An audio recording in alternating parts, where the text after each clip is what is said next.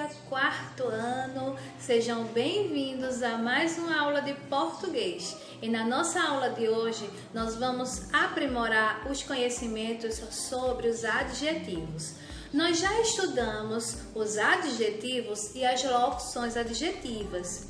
Lembrem-se que as locuções adjetivas são duas ou mais palavras que juntas atribuem uma qualidade também a um substantivo, exercem a função de um adjetivo.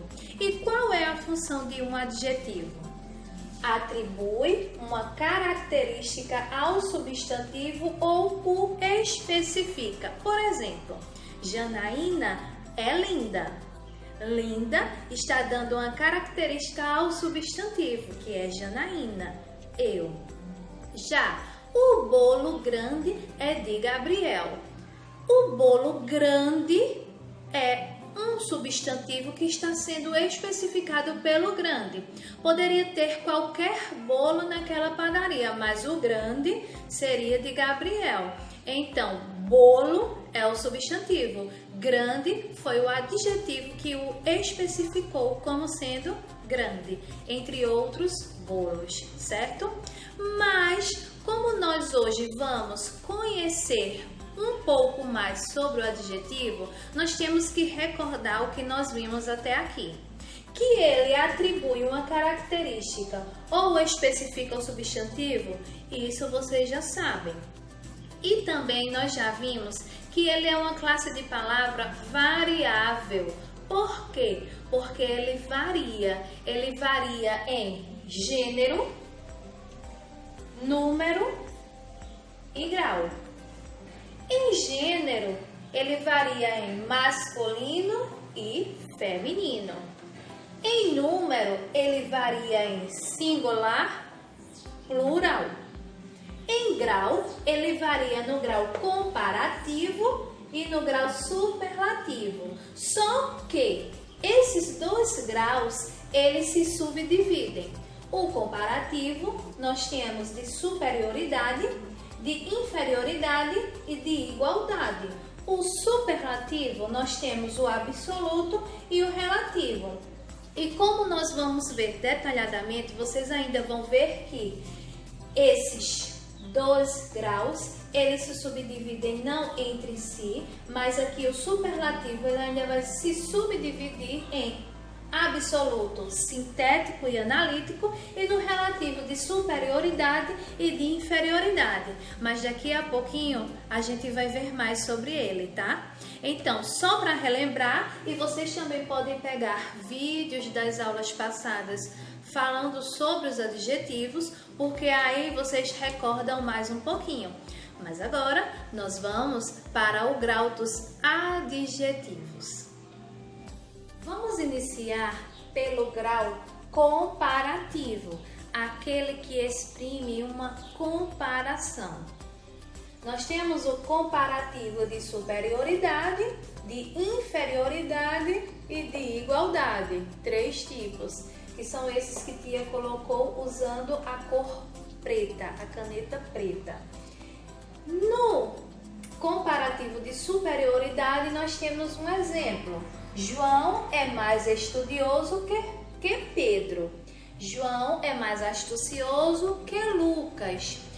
Luana é mais vaidosa que Cecília.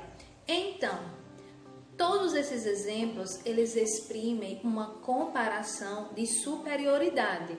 E nós notamos isso pelo uso da palavra mais. Quer dizer que João é superior a Pedro em alguma coisa. E em que seria? Nos estudos. Então, João é mais estudioso que Pedro. Nós temos uma comparação aqui de superioridade. Próximo exemplo. Nós temos aqui o comparativo de inferioridade, que a própria palavra diz já inferior. Nós temos aqui Pedro é menos estudioso que João. O contrário da palavra de cima, só na posição, mas no sentido é a mesma coisa. Pedro é menos Menos é a palavra aqui que está exprimindo uma inferioridade. Nos estudos, Pedro é inferior a João. Então, Pedro é menos estudioso que João. Notem que superioridade e inferioridade, tá? Então, superioridade é mais estudioso, inferioridade é menos estudioso. Igualdade. No comparativo de igualdade, nós vamos ter uma igualdade das relações. Nós temos aqui, Lucas é tão comilão quanto Samuel. Ele não é mais, nem ele é menos comilão que Samuel. Ele é igual. Então tá aí uma comparação de igualdade, estabelecer uma igualdade. E aí, a característica seria comilão, assim como a característica dos outros seria estudioso. Mas aqui tem um comparativo de igualdade, que seriam as palavras tão e quanto. Lucas é tão comilão quanto Samuel. Então aí está a expressão de igualdade entre os dois seres. Dando continuidade ao nosso conteúdo de hoje, nós iremos agora ver o grau superlativo. E como tia já disse no início dessa aula, o grau superlativo, ele exprime uma qualidade elevada ou muito elevada. Aqui não há comparação. Nós temos dentro do grau superlativo o absoluto e o relativo. O absoluto se subdivide em dois, o analítico e o sintético. O relativo também se subdivide em dois, que é o de superioridade e o de inferioridade. O absoluto analítico, nós temos aqui um exemplo. Bia é muito inteligente. Nós temos dois termos que está dando uma característica a Bia, né? Inteligente, mas aí tem um acréscimo do muito para exprimir essa elevação de inteligência. O sintético, nós temos Bia é inteligentíssima. Aí nós trocamos os dois termos e usamos o sufixo íssima. E nós temos inteligente mais o sufixo íssima, inteligentíssima, que também, mesmo trocando os dois termos por um, exprime uma qualidade elevada. Ela não é só inteligente, ela é inteligentíssima, ela é muito inteligente. Então, as palavras aqui estão caracterizando uma elevação da inteligência de Bia. Nós temos aqui agora o superlativo relativo de superioridade e de inferioridade. No de superioridade, nós já sabemos que é superior. Nós usamos mais para exprimir essa superioridade. E o inferior, nós sabemos que é inferior, lá embaixo. Nós usamos menos, assim como no comparativo. Mas, como aqui não há comparação, há apenas uma elevação, nós temos aqui um exemplo de superioridade. Ana é a mais bonita do bairro. Não houve comparação aqui, só disse que ela é a mais bonita do bairro. Então não há comparação, há uma elevação dela ser a mais bonita. E de onde? Do bairro. Não há comparação.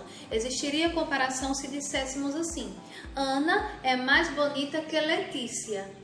Então havia uma comparação entre Ana e Letícia. Como não há, então é um grau superlativo relativo de superioridade. Mais bonita, tá? No de inferioridade, nós temos Sávio é o menos corajoso da rua. E aí, menos de inferioridade.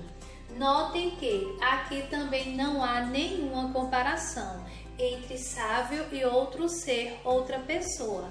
Apenas especifica que ele é o menos corajoso da rua. Então aí há uma expressão, tá? Do grau superlativo relativo de inferioridade. O superlativo não há comparação, há a elevação, tá?